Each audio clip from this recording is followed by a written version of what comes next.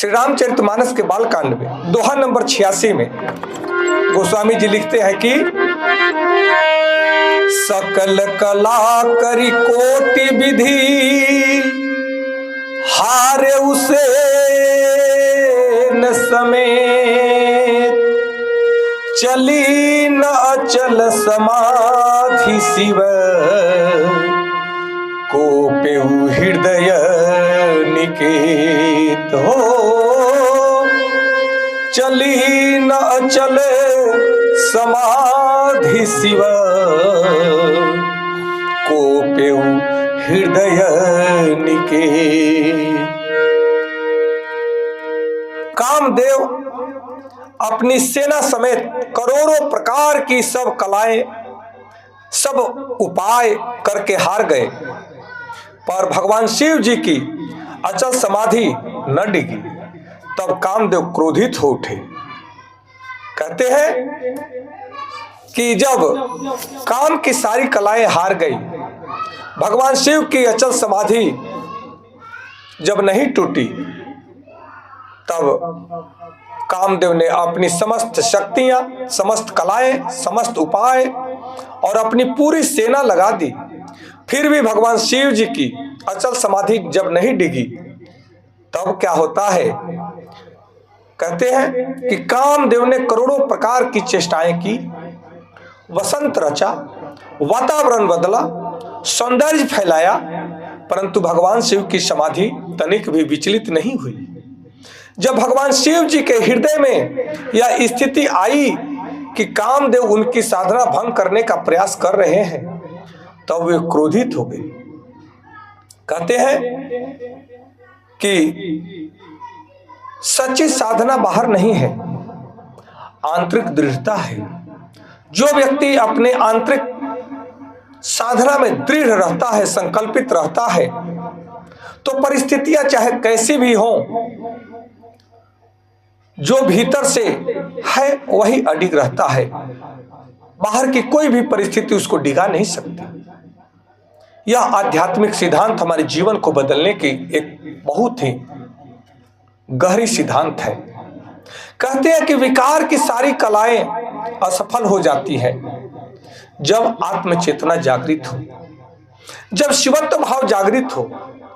जब शिवत्व भाव के स्थिति में स्वयं व्यक्ति अवस्थित हो जाता है, तो बाहरी विकार उसे छू तक नहीं सकती।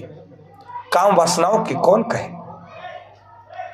अचल समाधि यानी लक्ष्य के प्रति पूर्ण जागरूकता, पूर्ण एकाग्रता ही हमारी जीवन की अचल समाधि है। जिसका लक्ष्य स्पष्ट है, उसे आकर्षण डिगा नहीं सकता, क्योंकि पुरुषार्थी मनुष्य अपने पुरुषार्थ में, अपने ध्यान में संकल्पित होता है, अडिग होता है, अविचलित होता है। उसे किसी भी प्रकार के प्रलोभन, सांसारिक आकर्षण उसे तनिक भी हिला नहीं पाएंगे। वही भगवान शिव के साथ हो रहा है। इसलिए इस दोहा से हमारे जीवन में भी अनंत रूप से प्रेरणा मिलती है कि आज कामदेव की सेना क्या है। आज कामदेव की सेना अनेकों प्रकार के मनोरंजन है जो हमारे मन को आकर्षित करते हैं, विज्ञापन है जो हमारे मन को आकर्षित करते हैं, जीवन में दिखावा है, सांसारिक दिखावा है जो हमारे मन को आकर्षित करते हैं, प्रतिस्पर्धा है, एक दूसरे से आगे निकलने का होड़ लगा हुआ है, प्रतिस्पर्धा हो रहा है जो हमारे जीवन को आकर्षित कर रहा है। एक दूसरे से तुलना में हम फंस जाते हैं, उलझ जाते हैं और स्वयं को भी डिमोरलाइज करते हैं या दूसरे की निंदा चुगली में लग जाते हैं, दूसरों से ईर्ष्या करने लग जाते हैं।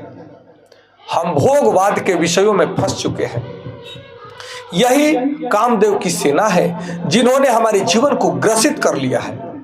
यदि जीवन का लक्ष्य स्पष्ट नहीं है तो मन हर दिशा में भटक जाता है, जिधर देखो आकर्षण उधर ही भागता है। परंतु जिसका जीवन का लक्ष्य स्पष्ट है वह अपने मन को अपने वश में रखता है उसका मन अडिग होता है और वह सदैव अपने आप में अवस्थित होकर के अपने लक्ष्य के लिए पुरुषार्थ करता है।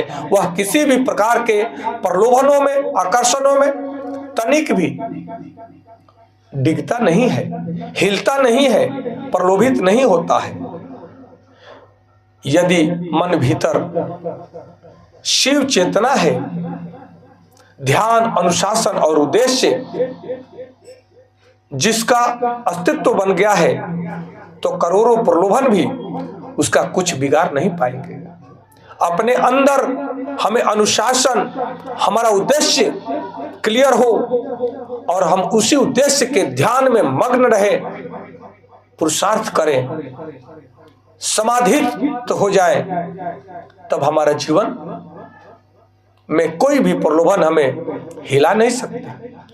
कहते हैं राजा जनक को वैदेही कहा गया।